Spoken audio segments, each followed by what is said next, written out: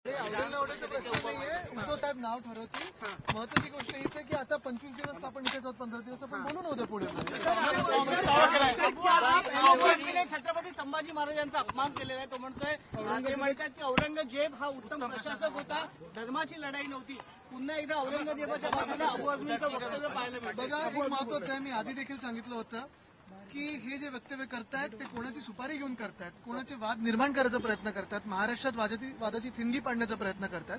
हे मी आधी सांगितलं होतं. आपल्याला आठवत असेल पोडियमवर पण सांगितलं होतं की कोणाचा इशारा होतो आणि कोण उठतं काय बोलायला. ह्याच्याकडे मला वाटतं कारवाई झालीच पाहिजे याच्यावर. आणि महत्वाची गोष्ट हीच आहे की छत्रपती शिवरायांच्या महाराष्ट्रामध्ये असं जे कोणी वक्तव्य करत असेल त्यांच्यावर कारवाई झालीच पाहिजे. संभाजी महाराजांची लढाई ही धर्माच्या विरोधात नव्हती असं देखील म्हणताय. मला वाटतं एक महत्वाचं आहे, आता इतिहासात न जाता छत्रपती शिवरायांच्या महाराष्ट्रामध्ये कोणी असं वक्तव्य करत असेल तर मुख्यमंत्री काय कारवाई करतात त्याच्यावरचं लक्ष औरंगजेबच्या बाजूने बोललं जात आहे. आजही औरंगजेबच्या बाजूने बोललं जात आहे. महाराष्ट्रामध्ये बोललं जात आहे. राज्य कोणाचं आहे, सत्ताधारी कोण आहेत, अटक झाली आहे, कारवाई झाली आहे. म्हणजे हे सगळे जे प्रेम दाखवतात ते स्टेजवरनं बोलायला दाखवतात की आता कारवाई करतील, ह्याच्यावर आता लक्ष आहे. आम्ही मागच्या वेळी देखील सांगितलं होतं जे चुकतील त्याला त्याच्यावर कारवाई झालीच पाहिजे. आणि मागच्या वेळी पण हे मी पोडियमवर बोललो असताना हाच विषय समोर आला होता. या विषयाकडे एक वेगळा कायदा आला पाहिजे अशी मागणी होते. एक वेगळा कायदा, कायद्याची गरज नाहीये. कायदा म्हणजे महाराष्ट्र तुम्हाला महाराजांचा अपमान करतो याच्यावर कायदा पाहिजे. आता ते सोलापूरकर बोलले त्यांच्यावर कारवाई होणार आहे. ते कोरटकर की कोण बोलले त्यांच्यावर कारवाई होणार आहे.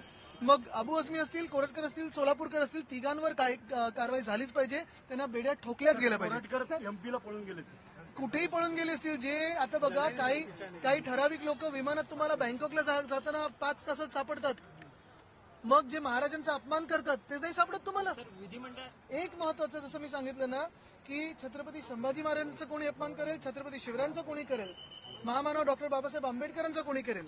जी प्रथा कोश्यारींनी इथे पाडलेली होती, जे राज्यपाल होते आपल्या सगळ्या महापुरुषांचा अपमान करायचा, ती प्रथा हे भाजप आणि भाजपची जी सुपारी घेतात ते चालू ठेवतात पुढे.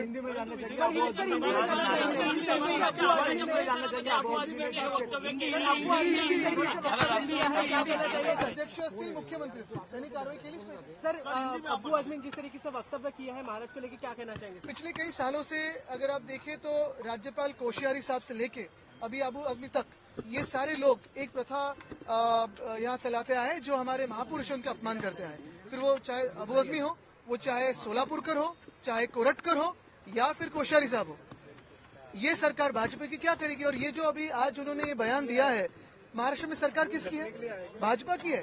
तो क्या भाजपा का प्यार सिर्फ बयानों के लिए, बयानबाजी के लिए है कि अभी उनपे कोई एक्शन होगी? ये 3 लोगों पे, सिर्फ अबू आजमी नहीं. अबू आजमी तो है ही, लेकिन उतना ही गंदा स्टेटमेंट सोलापुरकर ने किया है, कोरटकर ने किया है. तीनों को सजा मिलनी चाहिए, तीनों को अरेस्ट करना चाहिए, तीनों की परेड निकालनी चाहिए. गवर्नर का जिस तरह से सीमावाद को लेकर एक भाषण चला, यही बात है. अगर ये हमारी सरकार होती तो किसी की हिम्मत नहीं होती, लेकिन भाजपा की सरकार है. भाजपा ने जो प्रथा शुरू की थी कोश्यारी साहब ने, वही आज अबू आजमी उसी विचारधारा को लेकर आगे जा रहे हैं. सर, सीमावाद को लेकर जिस तरह से गवर्नर का भाषण था, किस तरह से देखते हो? नहीं, देखिए, आज गवर्नर साहब का भाषण था.